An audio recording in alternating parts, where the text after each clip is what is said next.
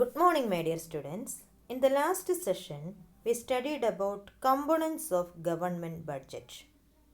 Today, we will discuss about measures of government deficit. Budgetary deficit is defined as the excess of total estimated expenditure over total estimated revenue. When the government spends more than it collects, then it incurs a budgetary deficit. With reference to budget of Indian government, budgetary deficit can be of three types: revenue deficit, fiscal deficit, and primary deficit. Revenue deficit is concerned with the revenue expenditure and revenue receipts of the government. It refers to excess of revenue expenditure over revenue receipts during the given fiscal year. It is calculated as revenue deficit is equal to revenue expenditure minus revenue receipts, where revenue expenditure is equal to interest payments plus non-interest expenditure. Revenue receipts is equal to tax revenue plus non-tax revenue. Revenue deficit signifies that government's own revenue is insufficient to meet the expenditures on normal functioning of government departments and provisions for various services.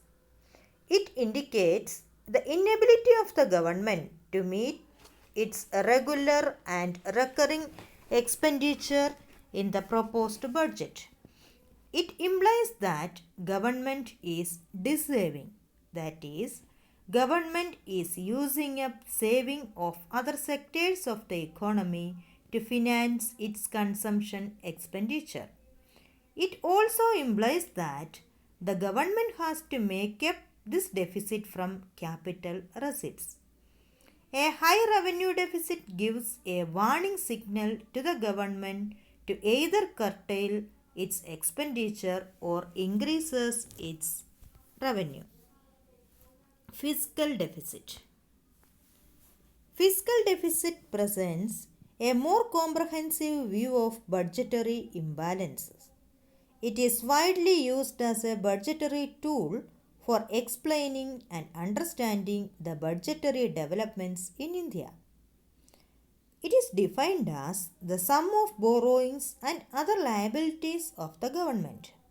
It is calculated as fiscal deficit is equal to total expenditure minus total receipts other than borrowings and liabilities, or revenue expenditure plus capital expenditure minus revenue receipts plus capital receipts other than borrowings and other liabilities, or revenue expenditure plus capital expenditure minus revenue receipts from recoveries of loans plus other receipts, or borrowings and other liabilities.